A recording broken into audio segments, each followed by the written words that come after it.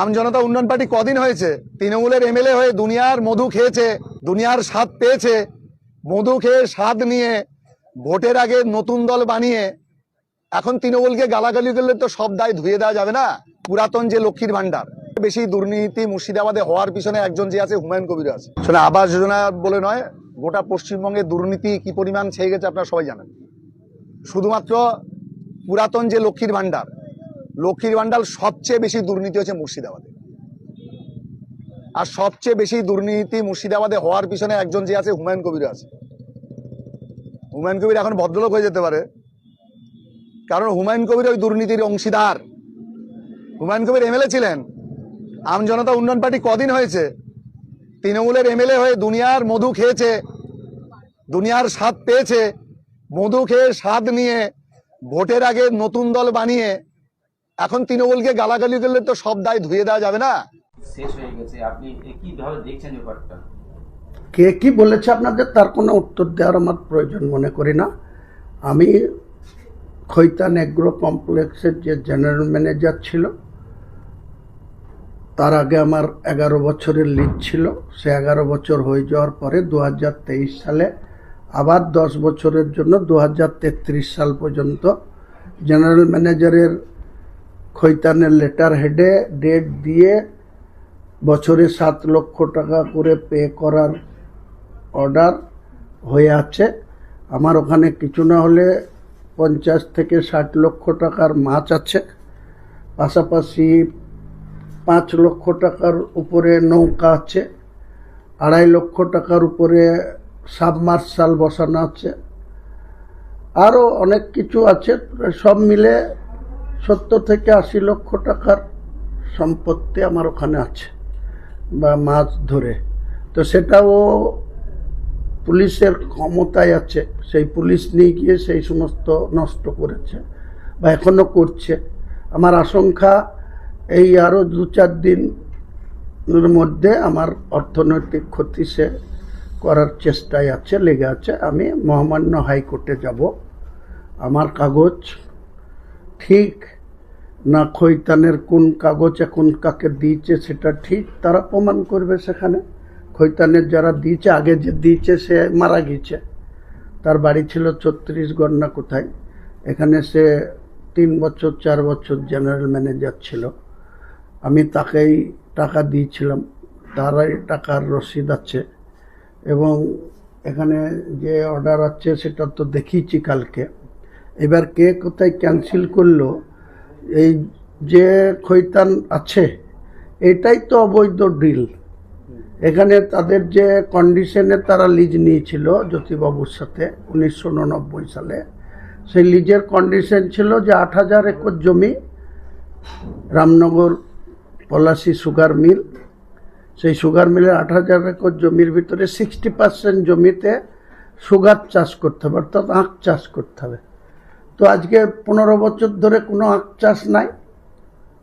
তাহলে লিজ কি তো জমির সাব লিজ দেওয়া যায় না, সেটাও ল্যান্ড আইনে অবৈধ। যে চুক্তি, আমি কারোর সঙ্গে একটা কন্ট্রাক্ট নিলাম, সেই কন্ট্রাক্টর হিসাবে যেটা ওয়ার্ক অর্ডার ইস্যু হয়, সেই রেসপন্সে আমি লেবার কাকে দিয়ে কাজ করাচ্ছি সেটা বড় কথা না, কিন্তু কন্ট্রাক্টর যে নিজে সরকারের কাছে এগ্রিমেন্ট দিয়ে টার্মস অফ কন্ডিশন মেনে যে ওয়ার্ক অর্ডার ইস্যু হয় তাই দায়বদ্ধ থাকে। কাজেই খৈতান 1989 সালে জ্যোতিবাবুর সাথে নিয়ে দীর্ঘ 33 বছর লুটে খেলো।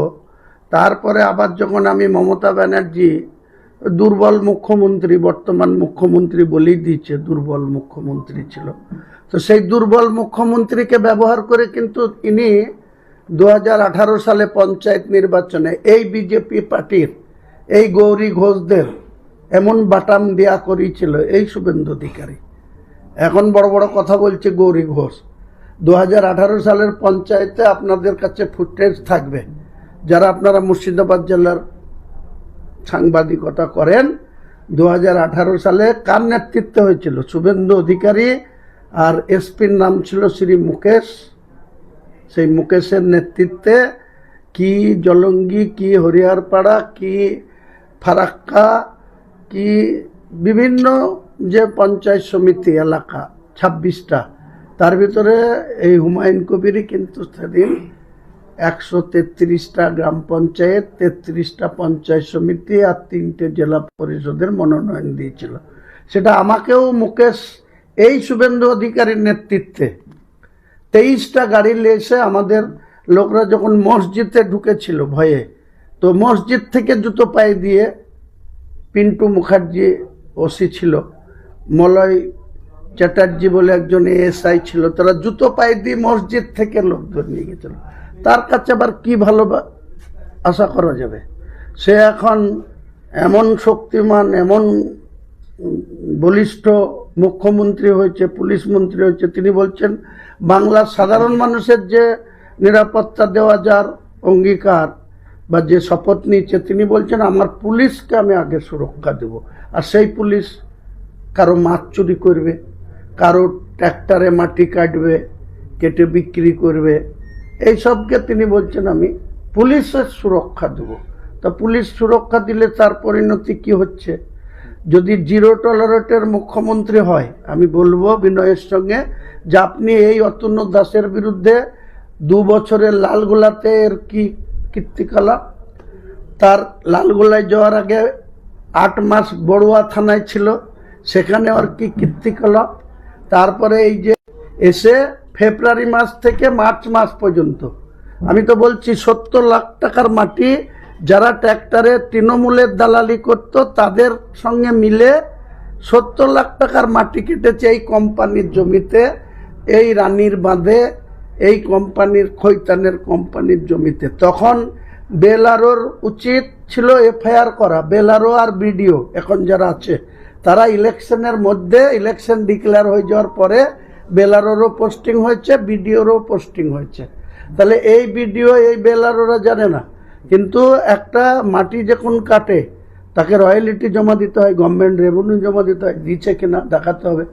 দ্বিতীয় কথা, যাদের দিয়ে মাটি কাটিছে তাদেরই নামে একটা সমুটো কেস করে তাদেরকে যোগসাজস করে তাদেরকে বলেছে 10,000 করে টাকা তোরা রাখ, দিয়ে জেলে যা, 14 দিন করে জেল খেটায়।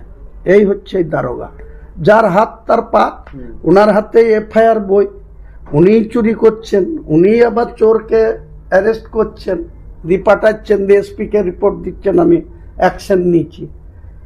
এই তো হচ্ছে এখানকার প্রশাসন। আর এখন নতুন করে বললাম যে উনি আমাদের যার যার বাড়ি যাচ্ছে, কাজীপাড়ার কাজল শেখ, ঘোল্লার বান্টু, আমাদের শক্তিপুরের ফুলবাস, যারা আমার সঙ্গে ওঠা বসা করে, তাদের বাড়িতে গিয়ে ডাকছে। যখনই কেউ বাড়ির ভিতর থেকে বলছে কে, তা বলছে আমি হুমায়ুন কবিরের বাপ। তা আমি, আমার বাপ হয়েছে, তার বাপের সাথে দেখা করতে যাব, খুব শীঘ্রই যাব, সেটা এসপিকে জানিয়েই যাব। সেদিন দেখা হবে বাপের সাথে, মাকেও নিয়ে যাব দরকার হলে, 99 বছর বয়স, তো তার স্বামীকে সে চিনতে পারে কিনা দেখব, নিয়ে যাব।